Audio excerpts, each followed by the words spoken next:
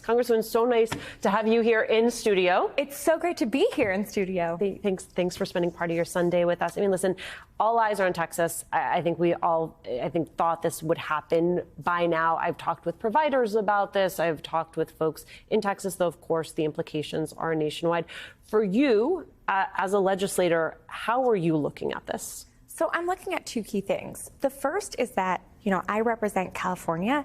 This ruling could impact us in California. It could actually be more impactful than the Dobbs decision because it could take away access to mifepristone for everyone across the country, which for us in blue states, I think sometimes my constituents feel a little immune from the broader discussion about this because we have a constitutional right to abortion in the California state constitution, but this would impact us too.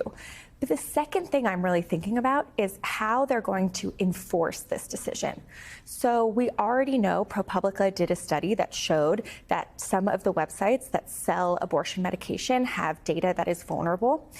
If you are living in any state and you're trying to get access to mifepristone, even before this ruling to try and get it preventatively ahead of time, or if you need it to have an abortion or any of the other reasons you need it, ectopic pregnancy, et cetera, there could be some real data privacy concerns. And that's the piece I've been focusing on because that's where I think Congress really needs to step up and make sure we're protecting reproductive health data. Can you give me a sense of what that looks like? Because, of course, there's conversation about whether or not there is the political appetite, the political will to do anything more than that. But I do think that is a prescient piece of this. Sure. Well, if let's say you're a woman living in Texas now, and you want to get access to mifepristone, and you go to any of the number of online websites that have proliferated since the Dobbs decision to try and get access to medication abortion.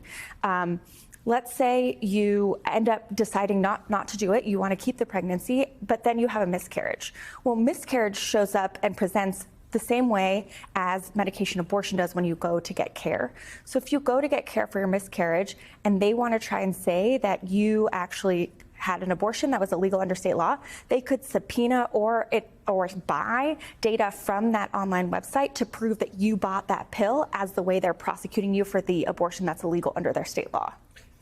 It strikes me your fourth day in Congress was January 6th? Yep.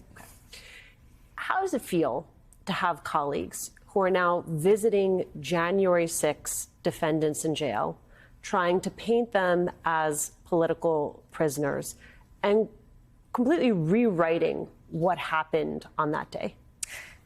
It's pretty horrifying to me. Having lived through it, I was trapped in the House gallery. I still have trauma from it that I am working with a therapist on, and I know so many of my other colleagues do as well. And to see some of our colleagues try and rewrite history and pretend that's not what happened, and then not only that, but to celebrate and high-five the very people who are threatening our lives and the lives of a sitting vice president, to me, it's so disrespectful to the Constitution and so un-American.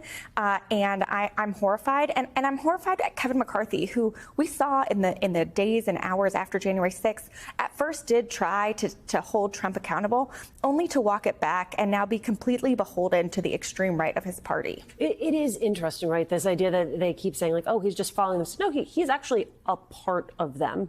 That's right. Party to it. Yes. I mean, he is the Speaker of the House, and he mortgaged his speakership to the extreme far right to be able to get those votes, and he is complicit in everything they do.